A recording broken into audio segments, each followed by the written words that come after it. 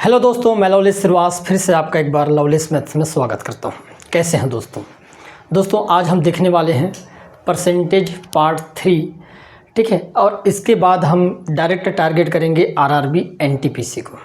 Clear है, जहाँ पर आपको 30 मॉडल पेपर के रूप में हम देंगे कि किस प्रकार से आने वाले एग्ज़ाम में आपको परफॉर्मेंस दिखाना है। क्लियर है दोस्तों, तो बढ़ते हैं आज हम अपने सवाल की ओर। देखिएगा पहला सवाल, यदि घंटी अपनी मासिक वेतन का 50% भोजन पर, 20% किराए पर खर्च करता है और 1500 रुपये बचाता है तो उसका मासिक वेतन कितना होगा, ये आपको क्या करना है दोस्तों, बताना है। सिंपल सी बात है, ज़रा ध्यान से सोचना है। भाई घंटी ने 50% भोजन पर खर्च कर दिया, क्लियर है, 20% किराए पर खर्च कर दिया। किसी भी व्यक्ति का वेतन 100% होता है। अब हाँ, घंटी ने क्या किया यहाँ पर है ना भाई, 50% वेतन किस पर, भोजन पर, 20% किस पर खर्च कर दिया, किराए पर। भाई उसने 70% खर्च कर दिया। 70% खर्च कर दिया तो बचेगा कितना, तो आप कहोगे जी 30% बचेगा। क्लियर है दोस्तों, 30% बचाया और इस 30% की वैल्यू कितने रुपए के रूप में बचाया है उसने, तो हम कहेंगे जी 1500 रुपये बचाता है। इसका मतलब 30% की वैल्यू कितना रुपये हो जाएगा दोस्तों, 1500 रुपये। क्लियर है, तो उसका मासिक वेतन पूछा गया तो मासिक वेतन तो 100% होगा, सिंपल सी बात है। क्लियर है दोस्तों, अब ध्यान से देखना, हम यहाँ पर कंपेयर कर देते हैं। अब आप कहोगे कि 30 का कितने गुना होता है, तो 3 का पहाड़ा पढ़ना है आपको, कितने बार में जाएगा दोस्तों, तो आप कहोगे जी 50 बार में। क्लियर है, 30 का पहाड़ा यदि आप 3 का भी पढ़ोगे तो 3 5 15, 0 का 1 0 और 1 0 एक्स्ट्रा लगा देना। मतलब मैं कह सकता हूँ कि 30 का कितने गुना है, यहाँ पर 50 गुना है। तो यहाँ पर 100 का 50 गुना कितना हो जाएगा दोस्तों, तो 100 का 50 गुना हो जाएगा आपका 5000 रुपये। क्लियर है, तो घंटी का जो मासिक वेतन होगा वो कितना हो जाएगा, 50,000 रुपये हो जाएगा। और यही हमारा क्या होगा, राइट आंसर हो जाएगा। क्लियर है दोस्तों, बढ़ते हैं नेक्स्ट सवाल की ओर। देखिएगा नेक्स्ट सवाल, एक आदमी अपने पैसे का 0.25 हिस्सा खर्च करता है। भाई किसी भी व्यक्ति का हिस्सा एक होता है, एक भाग, टोटल कंप्लीट भाग की बात करें तो एक भाग, उसमें से 0.25 भाग को क्या कर दिया, खर्च कर दिया, तो बचेगा कितना, तो आप कहोगे कि 0.75 भाग बचा हुआ है। क्लियर है, और बाकी बचाता है। बोला गया यदि कुल राशि 16,000 रुपये थी तो उसने कितना बचाए, हम क्या करते हैं, ज्ञात करना है। क्लियर है दोस्तों, ध्यान समझना मेरी बात। हमने क्या किए भाई, उसका पूरा वेतन जो होगा एक भाग होगा, इतना क्लियर है। अब 0.25% यदि हिस्सा खर्च करेगा तो बचाएगा कितना, तो बचाएगा वो 0.75 बचाएगा। क्लियर है, क्लियर है, यहाँ तक ध्यान समझना मेरी बात। हम क्या करते हैं, इसको आसान करने के लिए 100 का गुणा कर देंगे। एक में 100 का गुणा करने पर कितना हो जाएगा दोस्तों, आप कहोगे जी 100 हो जाएगा। उसी प्रकार 0.75 में 100 का गुणा करने पर ये कितना बन गया, 75। क्लियर है, बस हमको हमारा कैलकुलेशन को आसान करने के लिए कर रहा हूँ ताकि आप आसानी से काट पाओ। ठीक है, 25 से काटेंगे दोस्तों, कितने बार में कट जाएगा, आप कहोगे जी 25 चौके 100 और ये हो गया 25 तिया 75। अब ध्यान से देखना, उसका जो वेतन था, कुल राशि था, वो कितना दिया गया था, 16,000 दिया गया था। मतलब मैं कह सकता हूँ कि 4 की वैल्यू किसके बराबर है, 16,000 रुपये के बराबर है।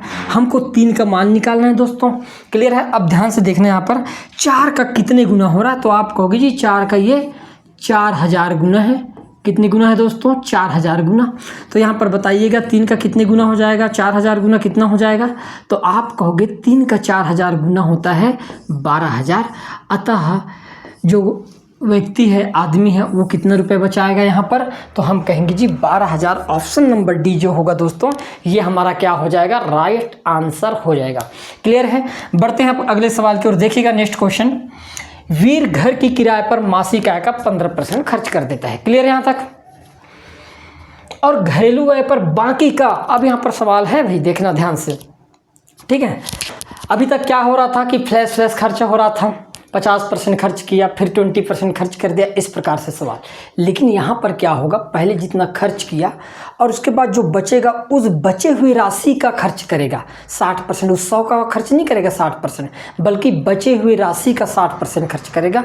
तो जब इस प्रकार से सवाल है तो किन सवालों को कैसे बनाना है बेहतरीन तरीके से देखेंगे। देखिएगा सवाल अपना, वीर घर की किराए पर मासिक आय का 15% और घरेलू व्यय पर बाकी जो बचेगा उसका 60% खर्च करता है। अगर वह 2210 रुपये बचाता है तो उसकी मासिक आय क्या है दोस्तों, ये आपको क्या करना है बताना है। क्लियर है। हम क्या करते हैं, डायरेक्ट जो बचत होगा उसी को हम क्या कर लेते हैं, फाइंड आउट कर लेते हैं। चलेगा। देखिएगा, मैंने कहा कि 15% का फ्रैक्शन क्या होता है, हम फ्रैक्शन से बनाएंगे। ठीक है, 15% का फ्रैक्शन क्या होता है, तो आप कहोगे जी 3/20 होता है। कितना होते हैं, 3/20 होता है, 3/20 होता है। मतलब मैंने ये कहा कि उसका आय था, ये हमने लिख दिया आय, और ये उसका बचत। क्लियर है, आय और बचत। ठीक है, अब बताओ 20 आया था, 3 खर्च करेगा भाई, 20 में से 3 खर्च करेगा दोस्तों, तो बचाएगा कितना, तो आप कहोगे जी 17 बचाएगा। क्लियर है यहाँ तक। फिर उसके बाद 60% खर्च करता है, तो 60% का फ्रैक्शन क्या होता है, तो आप कहोगे 60% का फ्रैक्शन होगा आपके पास 3/5। क्लियर है। 5 यदि उसका आय है और 3 खर्च करेगा तो दोस्तों बचाएगा कितना, तो आप कहोगे जी फिर तो 2 बचाएगा। यहाँ तक क्लियर है। ये बचत है और ये हमारे पास क्या है, आय है। हम गुणा कर देते हैं बहुत आसानी से, 20 पंचे हो गया 100, और आप देख पाओगे 17 दूनी हो गया 34। क्लियर है दोस्तों। अब 34 का मान दिया है यहाँ पर 2210 रुपये, क्योंकि यही तो बचत है ना हमारे पास। हम क्या करेंगे, यहाँ पर 34 की वैल्यू दे रखा है कितना, 2210 रुपये। तो हमको निकालना किसका है दोस्तों, 100 का मान निकालना है। अब देखिएगा कितने गुना होता है, और कुछ नहीं है इसमें। 34 का पहाड़ा पढ़ दीजिएगा, 34 का, या तो छोटे छोटे अंकों से काटोगे तो भी कोई दिक्कत नहीं है। चलो मैं इसको 17 से काट देता हूँ ताकि आपके लिए आसान हो जाए। 17 से काट देते हैं, 17 दूनी 34, 17 से काटेंगे तो 17 कम 17 बचेगा कितना, 5, और 17 तिया 51।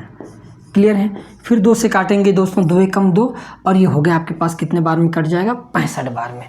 कितने बार में कटा, 1 का मान 65 बार में कटा। 1 का मान यदि 65 है तो बताओ 100 का मान कितना हो जाएगा दोस्तों, तो आप कहोगे इसका 65 गुना होगा। मतलब वो राशि कितनी होगी, उसकी आय 6500 रुपये होगी, और यही क्या हो जाएगा, हमारा राइट आंसर हो जाएगा ऑप्शन नंबर ए। क्लियर है, आए समझ में। ठीक, बढ़ते हैं हम अगले सवाल की ओर। देखिएगा नेक्स्ट सवाल, तान्या के वेतन में 15% की वृद्धि की गई। ठीक है, पहले उसका वेतन 100% रहा होगा, अब क्या हुआ कि उसके वेतन को 15% बढ़ा दिया गया। क्लियर है। उसका बढ़ा हुआ वेतन है 14,030, तो उसका मूल वेतन कितना था ये आपको बताना है दोस्तों। क्लियर है, ध्यान समझना मेरी बात। भाई पहले उसका वेतन कितना रहा होगा, 100%, लेकिन बढ़ा हुआ वेतन कितना है, तो बढ़ा हुआ वेतन है 15%। मतलब पहले 100% था, 15% बढ़ाने पर कितना हो गया, 115%। क्लियर है यहाँ तक, ठीक है ना। हमने क्या किए, पहले उसका जो वेतन है वो कितना था, 100% था। अब ये बोला गया कि बढ़ा हुआ वेतन कितना है, 14,030 है। मतलब इसकी वैल्यू दे रखा है यहाँ पर 14,030 रुपये। हमको किसकी मान निकालना है दोस्तों, तो हमको तो 100 का मान निकालना है, 100% का मान निकालना है। ये हमारे पास ऑप्शन दिया गया है, 4 ऑप्शन। अब कैसे इस सवालों को आप क्या कहते हैं बनाते हो, ये आपको देखना है। क्लियर है। तो हम क्या करते हैं यहाँ पर,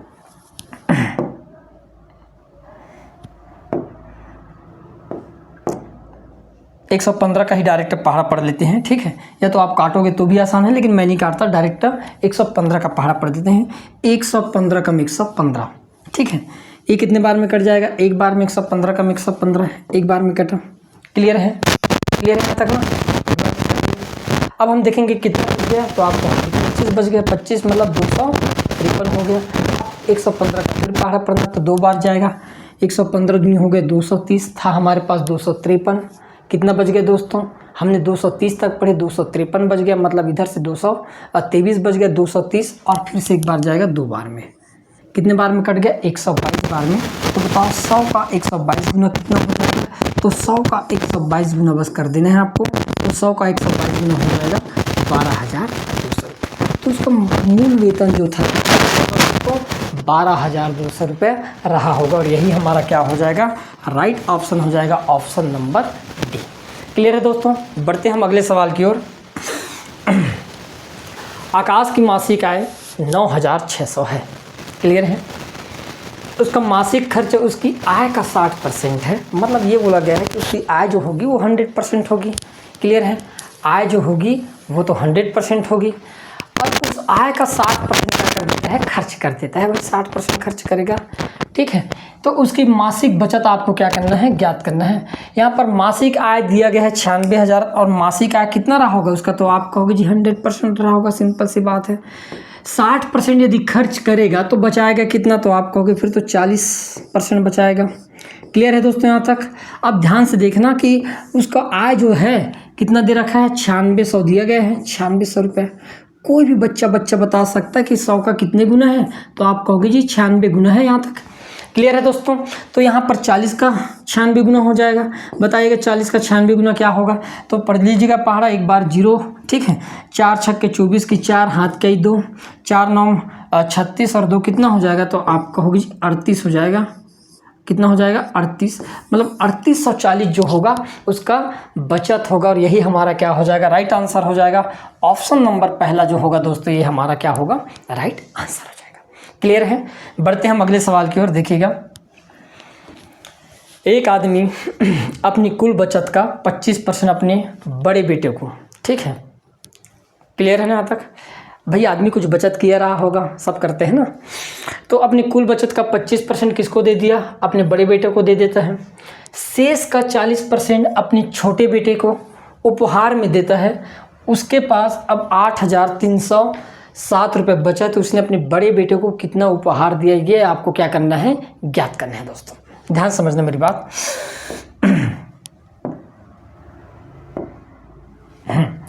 देखिएगा, एक आदमी अपने कुल बचत का 25% अपने बड़े बेटे को और शेष का 40% अपने छोटे बेटे को उपहार देता है और उसके पास इतने रुपए बचता है। तो उसने अपने बड़े बेटे को कितना उपहार दिया था, ये आपको क्या करना है, फाइंड आउट करना है। हम क्या कर लेते हैं यहाँ पर, सिंपल सी बात ये है कि भाई 25% का फ्रैक्शन क्या होता है, तो आप कहोगे जी 25% का फ्रैक्शन जो होगा ये होता है 1/4। मतलब उस व्यक्ति का जो बचत था वो 4 था, उसमें से एक अपने बेटे को दे देता है। ठीक है। ये हम देंगे कि इस व्यक्ति का बचत नहीं आ ही मान लेते हैं।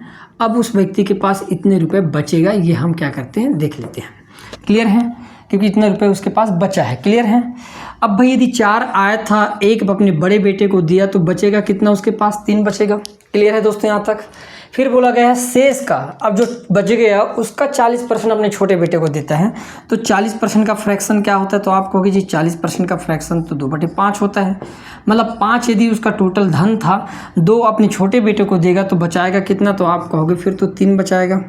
यहाँ तक क्लियर है। हम कहें 4 पंचे 20 और ये हो गया 3 तिया 9, मतलब 20 टोटल उसके पास पैसा था, जिसमें से अपने छोटे बेटे और बड़े बेटे को देने के बाद कितना रुपए बच गया, 9 बच गया दोस्तों, 9 भाग बच गया। और इस 9 भाग की वैल्यू यहाँ पर कितने रुपए के रूप में दे रखा है, तो हम कहेंगे जी 9 भाग की वैल्यू दे रखा है यहाँ पर 8307, इतना दे रखा है। क्लियर है। अब 9 का पहाड़ा पढ़ लीजिएगा, 9 एकम 9, यहीं से काट देते हैं डायरेक्ट। ये हो गया 9 एकम 9, 9 9 आप कहोगे 9 9 81, बच गया 2, हो गया 20, 9 दूनी 18 और 9 तिया 27। क्लियर है। 923। तो उसकी टोटल आय कितना रहा होगा, तो आप कहोगे इसको भी 923 गुना कर ही देते हैं, है ना। 23 का दुगुना 46 और 9 का दुगना हो जाएगा 18। 18,460 रुपये उसका टोटल धन था दोस्तों, है ना। 18,460 रुपये उसका टोटल धन था उसके पास।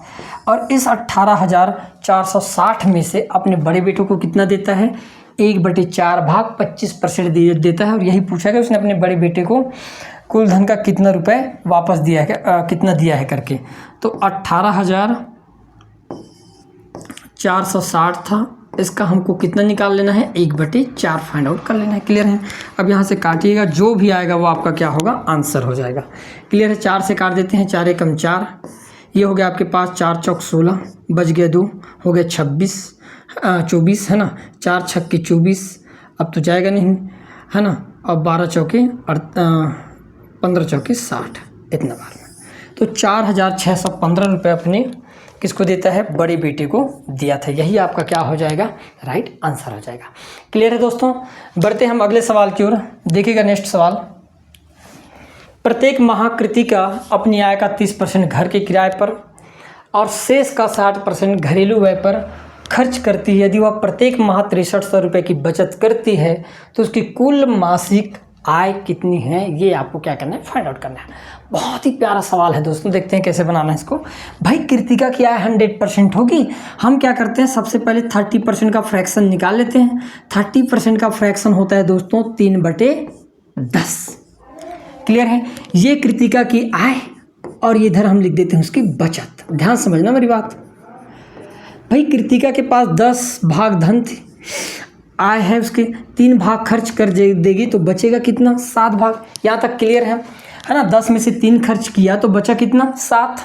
फिर हम देखेंगे शेष का 60% बोला गया है और 60% का फ्रैक्शन क्या होता है दोस्तों, तो आप कहोगे जी 60% का फ्रैक्शन होता है 3/5 होता है। मतलब यदि उसकी आय 5 होगी और 3 खर्च करेगा, 5 में 3 खर्च करेगा तो बचेगा कितना, तो आप कहोगे 5 यदि आय है 3 खर्च किया तो बच गया कितना, 2। क्लियर है दोस्तों। अब हम क्या करते हैं, यहाँ से अपना गणना आसान हो जाता है। हम क्या करते हैं, यहीं पर 2 से काट देते हैं, अपना काम आसान हो जाएगा। 2 एकम 2 और ये हो गया 2 पंचे 10। क्लियर है। अब देखिए 5 में 25 उसकी टोटल आए और 7 एकम 7 और 7 का मान यहाँ पर कितना दे रखा है दोस्तों, तो आप कहोगे जी 7 का मान तो दे रखा है यहाँ पर 6300, क्योंकि इतने ही रुपए की वो क्या की है, बचत की है। क्लियर है। अब देखिए 7 का कितने गुना है, तो आप कहोगे जी 7 का ये 900 गुना दिखाई दे रहा है, होता है 7 9 6300। क्लियर है। तो 25 का 9 गुना कितना हो जाएगा, तो हम कहेंगे 25 का 900 गुना तो करना है, तो 25 ने कितना होता है, तो 25 ने बता दो कितना होता है, बहुत आसान है, 225 होता है ना। 25 का 9 गुना कितना हो गया, 225 और 2 जीरो है तो 2 जीरो लगा देते हैं। अतः कृतिका की जो टोटल आय रही होगी वो कितनी रही होगी दोस्तों, 25,500 और ऑप्शन नंबर सी जो होगा 22,500 और यही हमारा क्या हो जाएगा, यहाँ पर राइट आंसर हो जाएगा। क्लियर है दोस्तों। बढ़ते हैं नेक्स्ट सवाल की ओर। देखिएगा अगला सवाल हमारा, श्रीनिवास काम करता है और प्रति माह 14,000 होगा, है ना, 14,000 है, 14,500 रुपये कमाता है, जिसमें से उसके द्वारा केवल 20% की बचत होती है और शेष अन्य कामों पर खर्च हो जाती है। तो खर्च हुई राशि ज्ञात करना है। भाई उसने कितने % बचत की है, यहाँ पर स्पष्ट दिया गया है कि 20% बचत करता है ना। कौन है, श्रीनिवास जो है केवल 20% खर्च बचाता है ना, 20% की बचत करता है तो खर्च करेगा कितना, 80%। सिंपल सी बात है। और यहाँ पर खर्च हुई राशि पूछा गया, मतलब मुझे 80% की वैल्यू क्या करना है, फाइंड आउट करना है। एक चीज़ बताओ मुझे, जो श्रीनिवास है वो कमाएगा तो 100%, कोई भी व्यक्ति हो कमाता कितना है 100%, 20% यदि बचाया तो खर्च किया कितना, तो आप कहोगे जी 80%। यहाँ तक क्लियर है दोस्तों। अब हम क्या करेंगे, यहाँ पर हमारे लिए गणना बहुत आसान हो जाती है, कुछ नहीं है। यहाँ पर 100% की वैल्यू दिया गया है 14,500 रुपये। कोई भी बता सकता है कि कितने गुना दिखाई दे रहा है, तो आप कहोगे जी 145 गुना दिखाई दे रहा है। तो हम क्या करेंगे दोस्तों, यहाँ पर 80 का भी 145 गुना कर ही देते हैं। क्लियर है। सबसे पहले एक जीरो लगा देते हैं। अब क्या करते हैं, 8 का गुणा 5 के साथ करेंगे तो 8 पंचे 40 के शून्य हाथ के हो गया आपके पास 4, है ना। फिर 8 का गुणा 4 के साथ करेंगे, 8 चौक 32, 32 और 4 36 की 6 हाथ के 3। क्लियर है। 8 एकम 8, 8 और 3 कितना हो जाएगा, 11,600 रुपये जो है ये श्रीनिवास क्या करता है, अपनी आय का खर्च करता है। और यही हमारा क्या हो जाएगा, राइट आंसर हो जाएगा। ऑप्शन नंबर पहला जो होगा दोस्तों, यहाँ पर क्या होगा, हमारा राइट आंसर हो जाएगा। क्लियर है। देखिएगा अगला सवाल। अब ये जनसंख्या संबंधी सवाल आ गया। जनसंख्या से संबंधित जितने भी सवाल देखने को मिले आपको, उन सवालों को कैसे बनाना है, क्या उसके लिए हमको कोई फार्मूला लगाने की ज़रूरत है, या हम इन सवालों को बिना फार्मूला के भी बना सकते हैं, है ना। तो ये सारे सवालों का जवाब अभी इस सवाल में आपको मिल जाएगा। क्लियर है। तो देखते हैं अपना पहला सवाल। किसी नगर की जनसंख्या 5% से प्रति वर्ष बढ़ती है, मतलब हर साल उस शहर की जनसंख्या, उस नगर की जनसंख्या 5% बढ़ती है। यदि वर्तमान जनसंख्या 1,60,000 है तो 4 साल बाद जनसंख्या क्या होगी, आपको पूछा गया दोस्तों। ठीक है। अब हम क्या करेंगे, यहाँ पर फ्रैक्शन लगा देते हैं कि भाई 5% क्या होता है।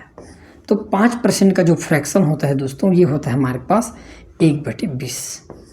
मतलब वर्तमान जनसंख्या यदि 20 है तो हर साल जनसंख्या एक बढ़कर निकालेंगे तो 20 और 1 कितना हो जाएगा, तो आप कहोगे जी 21। क्लियर है दोस्तों, यही होने वाला है। वर्तमान जनसंख्या 20, हर साल 1 की वृद्धि होगी तो अगले साल की जनसंख्या कितनी हो जाएगी? आप कहोगे 1 जुड़ कर आएगा 20 में तो कितना हो जाएगा? 21। क्लियर है दोस्तों। लेकिन यहाँ पर जनसंख्या 1 साल की नहीं है, 2 साल की नहीं, बल्कि जनसंख्या टोटल कितने साल की है? 4 साल की है। कितने साल की है? 4 साल की। तो हम क्या करेंगे यहाँ पर, चाहे तो 4 के पावर लगा देते हैं दोनों साइड। क्लियर है, ये 4 साल।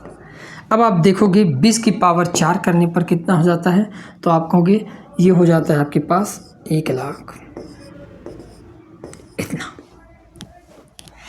कितना हो गया? 1,60,000 डायरेक्ट हो जाता है, आपको कुछ करने की ज़रूरत नहीं पड़ा। हमने क्या किए, 20 की पावर 4 कर दी, कितना हो गया? 1,60,000। और यही आपका वर्तमान जनसंख्या दिया है दोस्तों, 1,60,000 ये दिया गया है। तो अब हम क्या करेंगे, यहाँ पर डायरेक्ट जो 21 की पावर 4 होगा वही हमारा क्या हो जाएगा? राइट आंसर हो जाएगा। अब कर लो क्या होता है, सबसे पहले टुकड़ों में तोड़ दो। 21 की पावर 4 तो याद रहता नहीं है, तो 21 का हम क्या कर देते हैं, स्क्वायर में चल देते हैं। 21 का स्क्वायर सबको पता है, 441 गुणित 441। बताइएगा क्या होगा, जो भी आएगा आपका आंसर यही आपका क्या होगा? आंसर होगा। करके देख लेना। क्लियर है, आगे बढ़ते हैं नेक्स्ट सवाल की ओर। देखिएगा अगला सवाल हमारा, वर्तमान जन्म दर प्रति 1000 32 है। मतलब 1000 में 32 क्या होता है? ये जन्म दर है, बोला गया वर्तमान जन्म दर प्रति 1000 32 है। इसका मतलब है कि 1000 में हर साल जनसंख्या अगले साल 32 बढ़ जाता है, बोला गया है। क्लियर है। जबकि तदनुरूप मृत्यु दर 11 प्रति 1000 है, जबकि हर साल 1000 में 11 लोग मरते हैं। क्लियर है। जनसंख्या वृद्धि दर के रूप में प्रतिशत शुद्ध वृद्धि दर होगी, ये आपसे पूछा गया। सिंपल सी बात है, एक चीज़ बताओ, यदि 1000 जनसंख्या में हर साल 32 लोग नए जन्म लेते हैं और 11 लोग मर जाते हैं, तो भी जनसंख्या बढ़ेगा कि नहीं बढ़ेगा? सिंपल सोचकर बताना है ना। 32 लोग नए जन्म लिए, 11 लोग मरे, पर भी तो कुछ बढ़ा ना भाई। तो हम कहेंगे कितना बढ़ गया? तो आप कहोगे 32 लोग जन्म लिए, 11 लोग मरे, तो भी हमारे पास वृद्धि हुआ है, क्योंकि जन्म लेने वालों की संख्या ज़्यादा है, जन्म दर ज़्यादा है मृत्यु दर से, तो वृद्धि हो रहा है। तो 32 में 11 घटाएंगे तो कितना बच जाएगा? तो आप कहोगे जी 32 में 11 घटाने पर 21 बच जाएगा। और ये 21 जो होता है ये 1000 में हो रहा है दोस्तों। किस में होता है? 1000 में।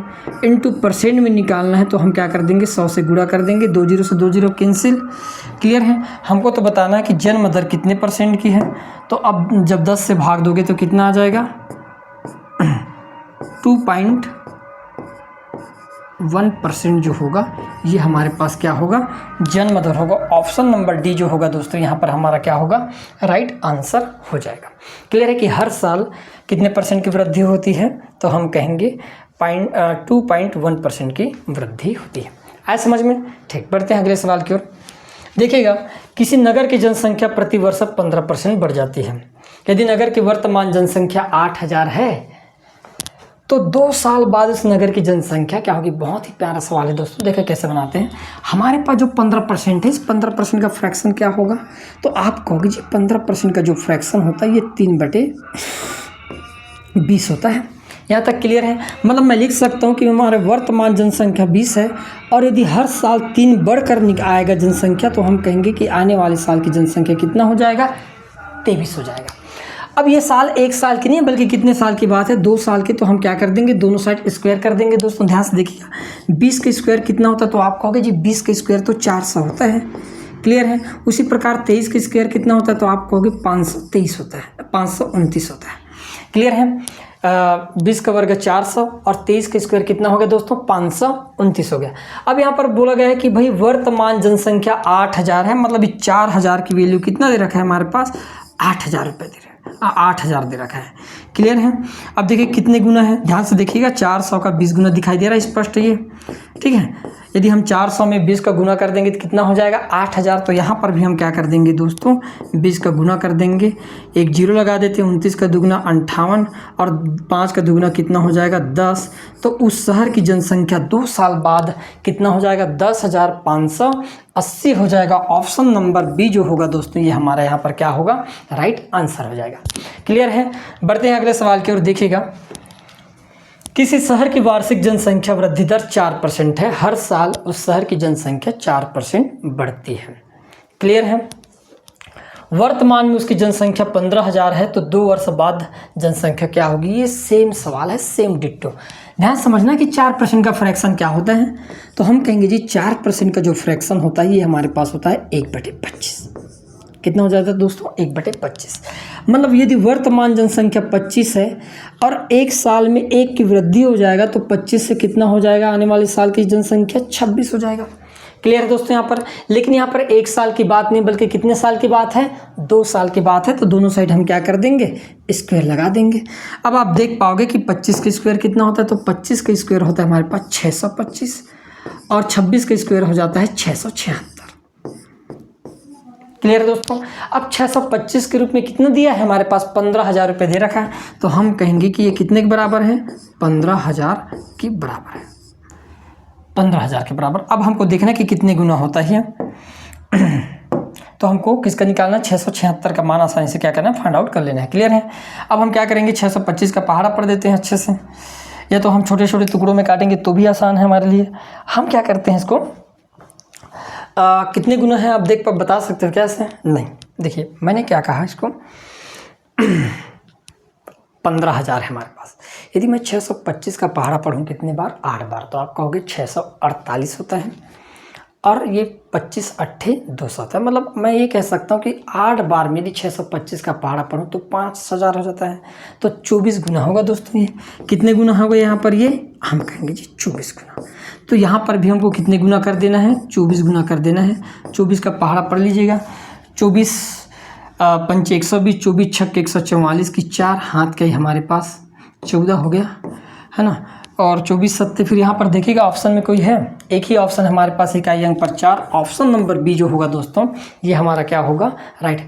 कई बार क्या होता है जब एग्ज़ाम हॉल में आप बैठो तो देखना कि यूनिट डिजिट का भी बहुत ज़्यादा अहमियत होता है। क्लियर है। यूनिट डिजिट आपको आना चाहिए। यदि ऑप्शन ऐसा हो कि एक ही आपको देखिए यहाँ पर 4 ऑप्शन में एक ही जगह हमारे पास इकाई अंक पर क्या दिखाई दे रहा है, 4, तो हम आँख बंद करके उस ऑप्शन को क्या कर सकते हैं, पिक कर सकते हैं। क्लियर है। गुणा करने पर कितना आ जाएगा हमारे पास, 16,224, यही हमारा क्या हो जाएगा, राइट आंसर हो जाएगा। क्लियर है दोस्तों। आगे बढ़ते हैं नेक्स्ट सवाल की ओर। देखिएगा अगला सवाल, यदि किसी शहर की जनसंख्या 70,000 है और इसमें पहले वर्ष 10%, दूसरे साल 20% की वृद्धि होती तो 2 वर्ष के बाद जनसंख्या क्या होगी।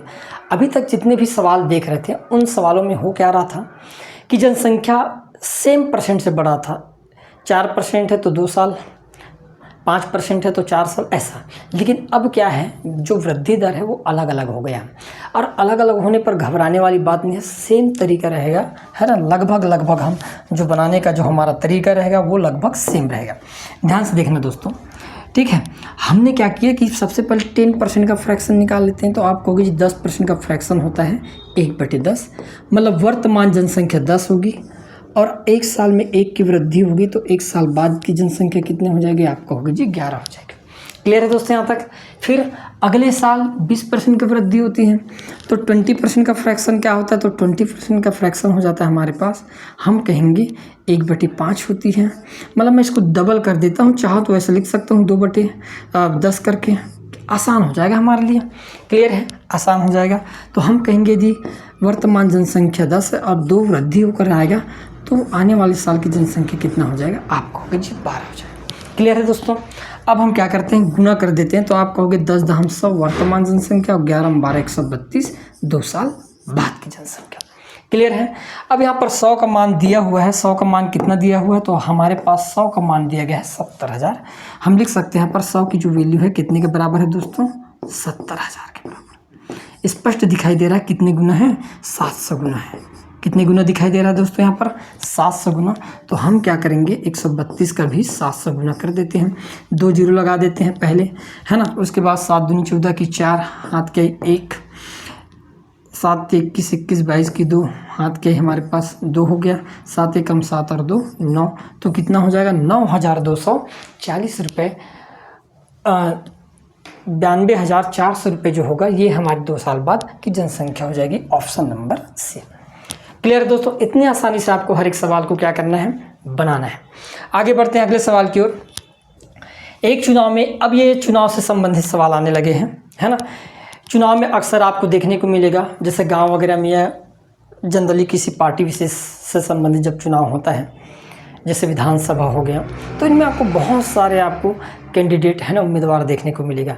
लेकिन जो एग्ज़ाम के सवाल होते हैं इसमें ज़्यादा कैंडिडेट नहीं होते हैं, है ना। इसमें ज़्यादा से ज़्यादा 2-3, इससे ज़्यादा नहीं होंगे, है ना, 2 ही होते हैं लगभग। और एक से तो निर्विरोध होता नहीं है, निर्विरोध का बना कर क्या करेंगे, है ना। तो हम देखेंगे एक चुनाव में एक प्रत्याशी को 40% वोट मिलते हैं, किंतु वह दूसरे प्रत्याशी से 298 वोटों से क्या करता है, पराजित हो जाता है। सिंपल सी बात है भाई, हम कहेंगे चुनाव में तो 100% मतदाता रहे होंगे। क्लियर है दोस्तों।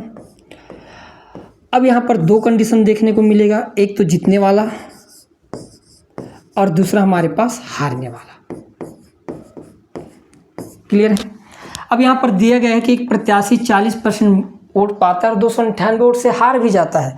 इसका मतलब हारने वाले को कितना मिला है, 40%, तो जीतने वाले को कितने मिला होगा भाई। 100 में हारने वाले को 40 मिल गया, इसका मतलब जीतने वाले को कितना मिला होगा दोस्तों, तो आप कहोगे 60% मिला।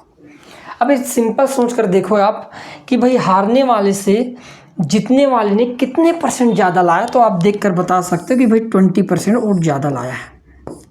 क्लियर है दोस्तों। और इस 20% वैल्यू का मान आपको दिया गया है 298, इतने ही मतों से तो हारा है ना। तो हम क्या करते हैं, अपने लिए आसान कर लेते हैं, 20 से काटेंगे तो 20 से कम 20, क्योंकि यहाँ पर डाले गए कुल वोटों की संख्या पूछा गया है, तो हम यहाँ पर इसको काट देते हैं 20 से कम 20 और 20 पंचे 100। ध्यान से देखिएगा, एक का मान कितना दिखाई दे रहा है, 298 दिखाई दे रहा है। तो यहाँ पर दोस्तों 5 का मान कितना हो जाएगा, तो यहाँ पर भी हम क्या कर देंगे, 298 से गुणा कर देंगे। अब 298 में 5 का गुणा करने पर कितना होगा, तो आधा कर दो दोनों को, ठीक है। आधा करने पर आसान हो जाएगा हमारे पास। तो 298 गुणित 5 करने पर कितना हो जाएगा, तो हम कहेंगे 1490 हो जाएगा। और यही हमारा क्या होगा दोस्तों, राइट आंसर के उस चुनाव में कुल मतदाताओं की संख्या कितनी रही होगी, 1490 रही होगी। क्लियर है दोस्तों। बढ़ते हैं हम अगले सवाल की ओर। देखिएगा नेक्स्ट सवाल हमारा, एक चुनाव में एक उम्मीदवार को कुल वोटों का 41% मिलता है, अन्य उम्मीदवार ने उसको 270 वोटों से हराया, कुल पड़े वोटों की संख्या यहाँ पर भी आपसे क्या कर दिया, पूछ दिया गया है। तो देखिएगा, हम कहेंगे उस चुनाव में 100% मतदाता थे, एक था हारने वाला और एक था जीतने वाला। एक था हारने वाला, हारने वाले को कितना मिल गया, तो दिया गया है 41%। इसका मतलब जीतने वाले को कितना मिला होगा, तो हम कहेंगे जी 59% तो मिला ही होगा। क्लियर दोस्तों यहाँ तक, क्योंकि भाई हारने वाले को 100 में 41 मिला, तो जीतने वाले को 59। अब ध्यान से देखो कि जीतने वाले ने हारने वाले से कितना ज़्यादा ला लिया, तो हम कहेंगे 18% ज़्यादा ला, 18% ज़्यादा मतों से जीता है। और कितने वो नंबरों से जीता है, कितने वोटों से जीता गया है, तो यहाँ पर दिया गया है 270 वोटों से जीता गया है। मतलब मैं कह सकता हूँ कि 218% की वैल्यू किसके बराबर है, 270 के बराबर है दोस्तों। क्लियर है। अब हम क्या करते हैं, पहाड़ा पढ़ लेते हैं। यहाँ पर ध्यान से देखिएगा कितने गुना होता है। आप कहोगे 18 कम 18 कितना बच गया ना, 18 पंचे 90, कितने गुना है दोस्तों, 15 गुना। तो 100 का 15 गुना कितना हो जाएगा, तो आप कहोगे जी 100 का 15 गुना तो 1500 हो जाएगा। अतः हम कह सकते हैं कि उस चुनाव में कुल मतदाताओं की संख्या कितनी रही होगी दोस्तों, 1500। ऑप्शन नंबर बी जो होगा ये हमारे यहाँ पर क्या हो जाएगा, इज अ करेक्ट आंसर हो जाएगा। क्लियर है। चलो बढ़ते हैं हम अगले सवाल की ओर अपने। देखिएगा अगला सवाल, किसी चुनाव में 55% मत पाने वाले उम्मीदवार को अपने एक मात्र प्रतिद्वंदी को 121 मतों से पराजित किया, बताइए कि कुल मतों की संख्या क्या होगी। यहाँ पर भी हम देखेंगे कि कुल मतदाताओं की संख्या 100% है। क्लियर है। कुल मतदाताओं की संख्या कितना है दोस्तों, 100%, ठीक है ना। इसमें भी हमारे पास 2 हैं, एक जीतने वाला होगा और एक हारने वाला। क्लियर है। जीतने वाले को कितना % मिल गया, 55%।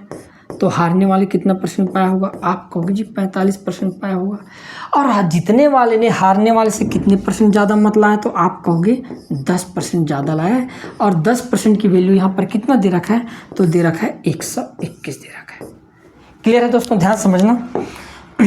यदि मैं चाहूँ कि मुझे तो 100% की वैल्यू निकालना, तो यहाँ पर एक जीरो क्या करता हूँ, बढ़ा देता हूँ। कितना हो गया 100%, तो यहाँ पर एक जीरो बढ़ा देंगे। अतः कुल डाले गए मतों की संख्या कितना रहा होगा, 1210। ऑप्शन नंबर डी जो होगा दोस्तों, ये हमारे यहाँ पर क्या होगा, राइट आंसर हो जाएगा। क्लियर है। आगे बढ़ते हैं हम अगले सवाल की ओर। देखिएगा नेक्स्ट सवाल हमारा, 2 उम्मीदवारों के बीच एक चुनाव में एक उम्मीदवार को 40% मत प्राप्त होते हैं। क्लियर है यहाँ तक। और उसे 2400 मतों के बहुमत से खारिज कर दिया जाता है। खारिज कर दिया जाता है मतलब हरा दिया जाता है। 2400 मत बहुत बड़ी डिफरेंट नहीं है, हार जाते हैं आजकल। मतदान की कुल वोटों की संख्या यहाँ पर भी आपको क्या करना है, फाइंड आउट करनी है।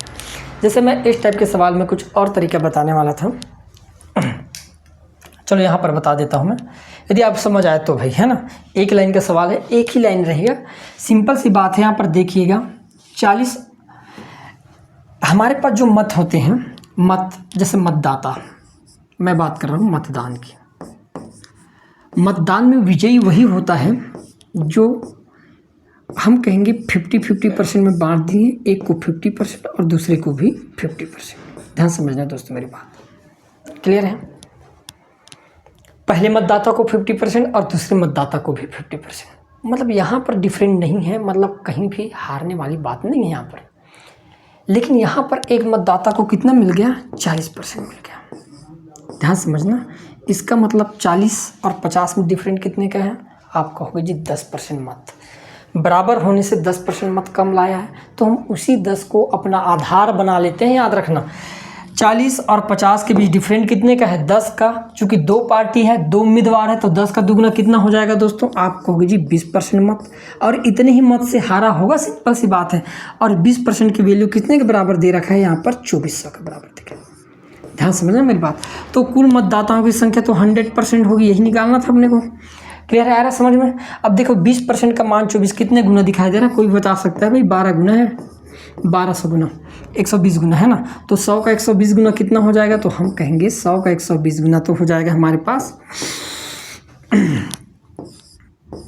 12,000। तो कुल मतदाताओं की संख्या कितना होगा दोस्तों, 12,000। ऑप्शन नंबर ए आपका क्या होगा, राइट आंसर। इससे पहले वाले सवाल जो है हमारे पास देखिएगा, ये सवाल हमारा था, हमारे पास 55% मत प्राप्त किया। 50 से कितना ज़्यादा दिखाई दे रहा है, 5%, और 5 का दुगना कितना हो जाएगा, तो आप कहोगे जी 10%। क्लियर है। और इस 10 का मान कितना दे रखा है दोस्तों, 121 दे रखा है। हमको क्या निकालना था, 100% निकालना था।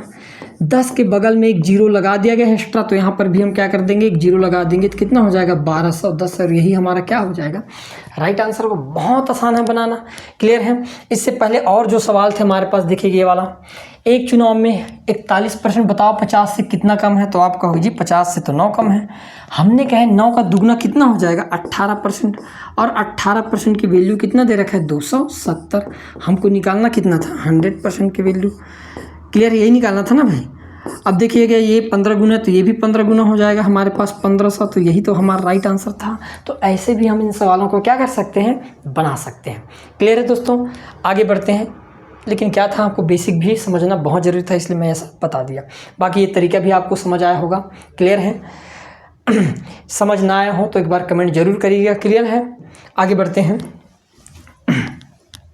देखिएगा हमारा नेक्स्ट सवाल, एक चुनाव में कुल वोटों के 10% को अवैध घोषित कर दिया गया।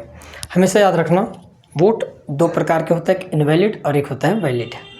इनवैलिड उन मतों को कहा जाता है जिनको हम काउंट नहीं कर सकते, है ना। उनको हम जीत और हार के अंतर के रूप में नहीं लेते, वो डायरेक्ट बाहर ही हो जाता है, मान्यता खत्म हो जाती है कुल मिलाकर। क्लियर है। तो ये 10% मत जो है वो अवैध घोषित कर दिया गया। पराजित प्रत्याशी को वैध वोटों के 40% वोट प्राप्त हुए, तो जीते हुए प्रत्याशी को कुल मतदान के कितने प्रतिशत मत प्राप्त हुए, ये बोला गया है। अब सिंपल सी बात है, ध्यान समझना, कुल डाले गए मत तो 100% ही रहे होंगे, मानते हो आप भाई। कुल डाले गए मत 100% था, जिसमें से 10% मत क्या हो गए, ये अवैध हो गए। तो वैध मत कितने बचेंगे हमारे पास, आप कहोगे जी 90%। क्लियर है, 90% बचेगा। उसमें से 40% मत जो है वो किसको मिला, पराजित हारने वाले को मिला है। इसका मतलब जीतने वाले को 60% मिला होगा और 60% किसका मिला होगा, 90 का। और यही पूछा गया है कि कुल मतदाता जीते हुए प्रत्याशी को कुल मतदान के कितने प्रतिशत मिले बोला गया है। क्लियर है, कितने प्रतिशत मिले, तो हम कहेंगे भाई 10 अवैध हुआ तो बचा 90। हारने वाले को वैध का इस 90 का 40 मिला है, इसका मतलब जीतने वाले को 90 का 60 मिला होगा। तो हमको वही तो निकालना था 60%, और क्या था। क्लियर है दोस्तों। आगे जब हम देखेंगे 2 0 से 2 0 कैंसिल, 6 9 कितना हो जाएगा, 54%। अतः जीतने वाले उम्मीदवार को कुल वैध मतों का कितना परसेंट मिला, 54%। ऑप्शन नंबर बी जो होगा दोस्तों ये हमारे यहाँ पर क्या होगा, राइट आंसर हो जाएगा। क्लियर है, आगे बढ़ते हैं। देखिएगा नेक्स्ट सवाल हमारा, किसी चुनाव में केवल 2 प्रत्याशी है, अच्छी बात है, अच्छी बात है ना भाई, 2 प्रत्याशी हैं। जिस प्रत्याशी को कुल पड़ने वाले वैध मतों का 62% मत मिले वह 144 मतों की अधिकता से जीत गया। तो वैध मतों की कुल संख्या आपको क्या करना है, ज्ञात करना है। यहाँ पर तो अवैध हुआ नहीं है, जितने भी मतदान हुआ वो सब के सब क्या हो गया, वैध ही हो गया। क्लियर है। अब ध्यान से देखना, वो वाला तरीका लगा रहा हूँ कि भाई 60 से कितना 50 से कितना ज़्यादा है, आप कहोगे जी 12 ज़्यादा है। कितना ज़्यादा दिखाई दे रहा है, 12, और 12 का दुगना कितना हो जाएगा दोस्तों, आप कहोगे 24%। और इस 24% का मान यही तो जीत का अंतर होता है ना। और जीत कितने मतों से है, जीता 144 मतों से है। और कुल मतदाता कितने होंगे, कुल मतदान 100% का होता है, कभी भी याद रखना, जब अवैध नहीं हुआ तब। तो बताओ 24 का कितने गुना दिखाई दे रहा है, 6 गुना दिखाई दे रहा है दोस्तों। तो 100 का 6 गुना कितना हो जाएगा, बच्चा बता सकता है भाई 600 होगा। और कुल मतदाताओं की संख्या कितना होगा उस हिसाब से, ऑप्शन नंबर डी जो होगा 600। और यही हमारा क्या हो जाएगा दोस्तों, राइट आंसर हो जाएगा। क्लियर है, आगे बढ़ते हैं। देखिएगा अगला सवाल, एक चुनाव में केवल 2 प्रत्याशी थे, विजयी प्रत्याशी को कुल मतों के 62%। सेम सवाल आ गया लगभग 50 से कितना ज़्यादा है, तो आप कहोगे जी 12 ज़्यादा है। आए समझ में मेरी बात, जितना भी ज़्यादा हो या कम हो उससे कोई लेन देन नहीं है।